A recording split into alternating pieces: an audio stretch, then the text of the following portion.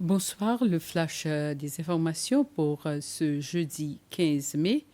24 étudiants de l'Institut séchellois d'agriculture et d'horticulture, SIA, ont reçu leur certificat lors d'une cérémonie organisée aujourd'hui.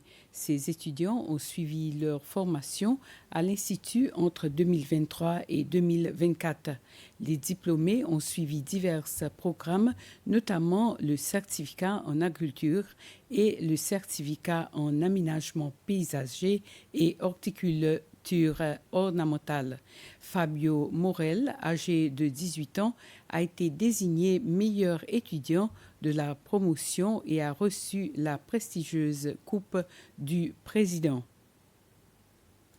Le président Waverley Callaghan et la ministre de l'Investissement, de l'Entrepreneuriat et de l'Industrie ont reçu ce matin à State House plusieurs associations professionnelles afin de les mettre à jour sur les initiatives et les projets en cours.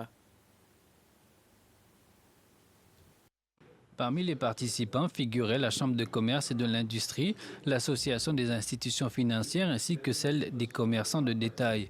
La ministre Devika Bidot a noté que beaucoup d'associations ignorent les mesures en place pouvant les aider. À ce titre, elle a présenté plusieurs réformes légales, procédures administratives simplifiées et outils numériques, dont une nouvelle plateforme d'enregistrement et de demande des licences qui sera bientôt lancée.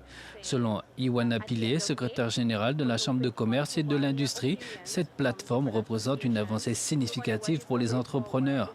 D'autres points ont été abordés tels que les permis de travail pour les étrangers, les difficultés d'accès à l'emploi et la question de l'accès aux fonciers pour l'expansion des entreprises. La ministre a annoncé que le gouvernement travaillait sur des projets de réclamation de terrain destinés à offrir davantage d'espace au secteur privé pour leurs activités. Le ministère de la Santé annonce une récente augmentation du nombre de cas confirmés de dengue à Pralin, signalés par le système national de surveillance. Certains de ces cas ont nécessité une hospitalisation. Il est à noter que les Seychelles enregistrent des cas de dengue depuis 2014. La dengue est une maladie virale qui se transmet par la piqûre d'un moustique infecté. La plupart des personnes atteintes de dengue présentent des symptômes légers, voire aucun, et guérissent en 1 à 2 semaines.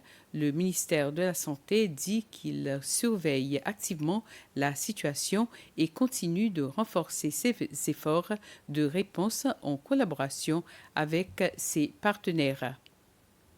Le département des affaires familiales a organisé aujourd'hui une session visant à sensibiliser les personnes handicapées à leurs droits. L'événement, qui s'est déroulé au centre communautaire de Roche-Caïman, a été organisé en collaboration avec des partenaires clés de ce département. Égalité des droits, égalité d'amour, c'était le thème de la session. Ce thème qui met l'accent sur l'égalité pour tous, y compris les hommes et les femmes handicapés, et leur droit à vivre librement et dans la dignité. Cette initiative s'inscrit dans le cadre d'une série d'activités menées par le département des affaires familiales alors que les Seychelles se joignent à d'autres pays pour commémorer la Journée internationale de la famille aujourd'hui. Parmi les participants à cette session figuraient des représentants d'organisations concernées témoignant de leur soutien aux personnes handicapées. Le thème de la Journée internationale de la famille de cette année, choisi par le département des affaires familiales, est politique axée sur la famille pour un développement durable.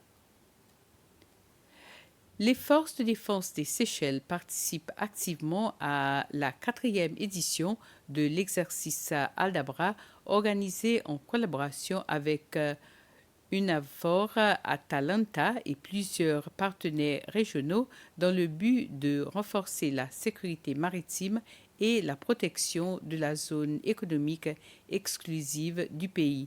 Le but de cet exercice militaire, c'est d'échanger sur les méthodes de lutte contre le trafic de drogue et la piraterie. Depuis lundi, les troupes locales s'entraînent aux côtés des forces européennes pour améliorer leurs capacités opérationnelles, notamment en matière de surveillance et de lutte contre les activités maritimes illégales.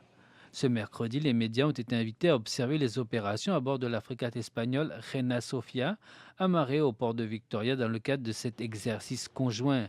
Les journalistes ont pu découvrir des équipements de haute technologie, dont un hélicoptère et un drone de reconnaissance utilisés pour le transport, la surveillance aérienne et la détection d'activités illicites telles que la piraterie ou la pêche illégale. Selon le major Hans Radegon, directeur des opérations des gardes-côtes, cette expérience témoigne d'une coopération militaire approfondie avec nos partenaires internationaux et souligne notre engagement commun à sécuriser les eaux séchelloises. La frégate Reina Sofia devrait quitter les Seychelles demain pour poursuivre ses missions de surveillance dans l'océan Indien.